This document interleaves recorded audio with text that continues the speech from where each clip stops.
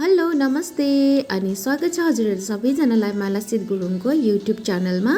आज चाहिँ मैले यो कुखुराको जाति र कलेजोको जुन चाहिँ कर्ची मर्ची भन्छौँ है त्यसको रेसिपीलाई लिएर आएको छु। अब चाहिँ म सुरु गर्दैछु। यहाँ चाहिँ मैले लिएको छु हाफ केजी जाति र कलेजो। अनि मैले यहाँ चाहिँ जाति चाहिँ छुट्याएर यसरी मजाले सफा गरेर 5-6 पल्ट जस्तो सफा गरेर एकदमै मसिनो बनाएर यो चाहिँ अहिले अलग्गै पकाउनुपर्छ। त्यही भएर मैले अलग अलग जाति र लिभरलाई गरेको छु। यहाँ चाहिँ मैले लिभरलाई पनि त्यसरी नै सफा गरेर मसिनो पिस गरेर राखेको छु है। अनि यहाँ चाहिँ लिएको छु मैले यो धनियाँको पत्ता र यो 5वटा जस्तो मसिनो हरियो खुर्सानी काटेर, अनि त्यसको बादमा मसिनो टमाटर पनि 2 पिस काटेर यसरी राखेको छु। अनि 3 चम्मच जस्तो यो प्याजको पेस्ट, अनि सानो चम्मचको 1 चम्मच लसुनको पेस्ट र 1 चम्मच चाहिँ यसरी नै यो जिराको पेस्टलाई, अनि यहाँ चाहिँ अदुवाको पेस्ट पनि सानो चम्मचको 1 चम्मच लिएको छु। बाँकी हर्दी यो जिराहरू यहीँबाट म युज गर्नेछु। अनि अब त्यसको बादमा चाहिँ म स्टार्ट गर्दैछु। यहाँ चाहिँ मैले एउटा प्यान राखेको छु, कराई है। अन्त जसमा चाहिँ मैले यो 3-4 चम्मच जति चाहिँ मस्टर्ड ओइललाई एड गर्दैछु। अनि यसलाई चाहिँ मजाले तत्तिनु दिनुपर्छ है। अनि यो तत्तिसकेपछि पनि चाहिँ अब म यो जिरालाई सानो चम्मचको 2 चम्मच जति चाहिँ जिरालाई एड गर्दैछु। हजुरहरूलाई जति हाल्नु मनपर्छ त्यति हाल्दा पनि हुन्छ, तर ज्यादा चाहिँ नलगाउनु होला। त्यसरी नै मैले यो प्याजको पेस्टलाई पनि एड गर्छु। त्यति बेला चाहिँ ग्यासको फ्लेम अलिक सानो गर्नुपर्ने रहेछ। मैले चाहिँ तातैमा लगाएर सबै यसरी बाहिर गरेको छु। सो हजुरहरूले यो गल्ती नगर्नु होला। हजुरहरूले चाहिँ ग्यासको फ्लेमलाई सानो गरेर मात्रै लगाउनु होला है। यसरी एड गरेर 1 मिनट 2 मिनट जस्तो यसरी हल्का पाक्नु दिँदैछु। यसरी हल्का मिडियम जस्तो मतलब 50% जस्तो पाकिसकेपछि चाहिँ यसरी मजाले चलाउँदै पकाउनुपर्छ। र त्यति मतलब पाकिसकेपछि चाहिँ 50% जस्तो भइसकेपछि म त्यसमा एड गर्दैछु लसुनको पेस्टलाई पनि। यसरी लसुनको पेस्टलाई पनि एड गरिसकेपछि मजाले यसलाई पनि चलाउँछु, किनभने लसुनको पनि त बास्ना आउँछ नि है। त्यही भएर चाहिँ यसलाई पनि गोल्डन ब्राउन हुनु जलसम्म चाहिँ पकाउनुको लागि एकदमै जरुरत छ। त्यही भएर मैले सँगसँगै एड गरेको। अब त्यसको 1 मिनट बादमा फेरि लसुनको यो जिराको पेस्टलाई पनि एड गर्दैछु। र चाहिँ अब यो सबै मसलाहरूलाई चाहिँ मजाले गोल्डन ब्राउन हुने गरी पकाउनु पर्छ।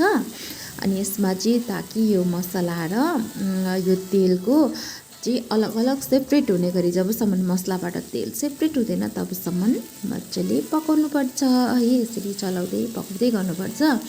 यति बेला चाहिँ ग्यासको फ्लेम तपाईँहरूले मिडियममा राख्दा हुन्छ है। साह्रो ठुलो नगर्नु होला, बाहिर सबै निस्किन्छ। अनि यसरी मजाले पकाउनुपर्छ। देख्नुभयो है तपाईँहरूले मेरो। अब यो चाहिँ मसलाको जुन चाहिँ कलर छ त्यो चाहिँ ब्राउन हुँदै आउँदैछ, तर पनि म एकछिन पकाउँछु यसलाई यसरी नै है। अब भने चाहिँ बिस्तारै बिस्तारै तेल र यो मसला सेपरेट भइसकेको छ। अब त्यसमा चाहिँ म एड गर्दैछु यो जुन चाहिँ यो जातिलाई है। अब म त्यो जातिलाई पनि यसरी बिस्तारै एड गर्दैछु। यसरी यसलाई चाहिँ सानो सानो गरेर लगायो भने चाहिँ सजिलो हुन्छ भनेर मैले फेरि प्रायः कर्ची मर्ची चाहिँ सानै पिसमा नै पकाइन्छ है। हुन त आफ्नो आफ्नै इच्छा हो, ठुलो गरेर पनि लगाउन सक्नुहुन्छ, तर यसरी चाहिँ सफा पनि राम्रोसँगले हुन्छ अनि देख्दा पनि मिठो राम्रो देख्छ है। अनि खाँदा पनि सजिलो हुन्छ भनेर चाहिँ मैले यसरी मसिनो पिस गरेको। अब यसमा चाहिँ म हर्दीलाई पनि एड गर्दैछु, जुन चाहिँ बेसारलाई है। अनि यसरी नै आफ्नो टेस्ट अनुसार नुनलाई पनि एड गर्नु होला है। मैले चाहिँ सानो चम्मचको 1 चम्मच र आधा गरेको छु।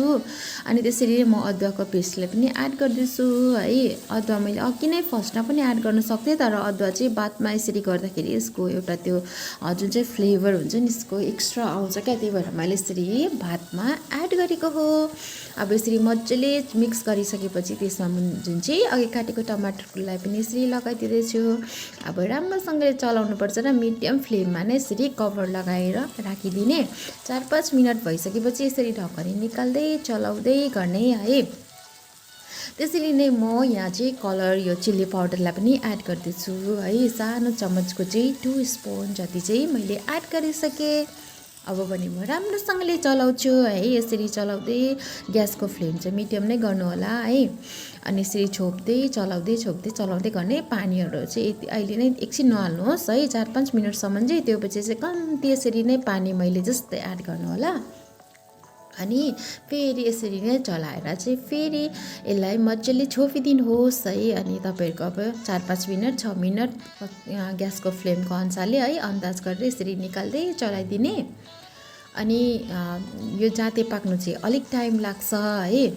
अनि लिभर चाहिँ छिटो हुन्छ। अनि फेरि लिभर अगाडि हाल्यो भने चाहिँ सबै फ्याताकफितिक हुन्छ है। अनि फेरि जातेलाई यो पानी नहाली पकायो भने कडा हुन्छ है। त्यही भएर चाहिँ यसरी पानी लाउँदै पकाउनु पर्ने हुन्छ। र मैले लिभरलाई पनि एड गरिसकेँ। अब मजाले चलाउँछु र चाहिँ फेरि म कभर लगाएर छोपिदिन्छु।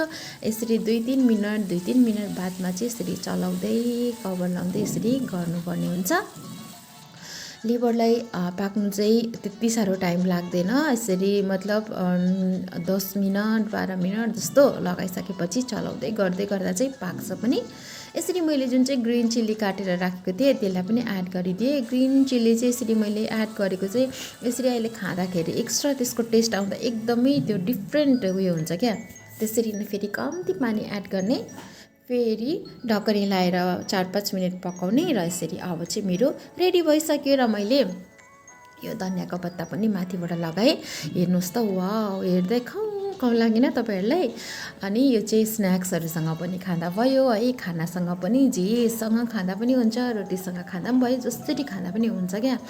म चाहिँ यहाँ यसरी सर्भ पनि गर्दैछु। अनि हजुरहरूलाई चाहिँ मैले बनाएको यो चिकनको कर्ची मर्चीको रेसिपी चाहिँ जातेर कलेजोको रेसिपी चाहिँ हजुरहरूलाई कस्तो लाग्यो अनि मन पर्यो भने चाहिँ लाइक गरिदिनु होला है। अनि मेरो च्यानलमा नयाँ हुनुहुन्छ भने पनि सब्सक्राइब गरिदिनु होला। अनि त्यसको माथि चाहिँ मैले यसरी ग्रिन चिल्लीलाई पनि 1-2वटा लगाएको छु। यो चाहिँ यसरी चाहिँ एकदम मिठो हुन्छ क्या। तपाईँहरूले पनि एकपल्ट ट्राई गर्नुहोस् है, साँच्चीकै मिठो हुन्छ। अनि त्यहाँदेखि तपाईँहरूको साथी फ्यामिलीहरू माझमा पनि सेयर गरिदिनुहोस्। अनि हजुरहरूले चाहिँ कसरी बनाउनुहुन्छ, कि त मैले जसरी नै बनाउनुहुन्छ या त डिफ्रेन्ट तरिकाले, अनि कमेन्ट गर्नु भएन बिर्सिनु होला।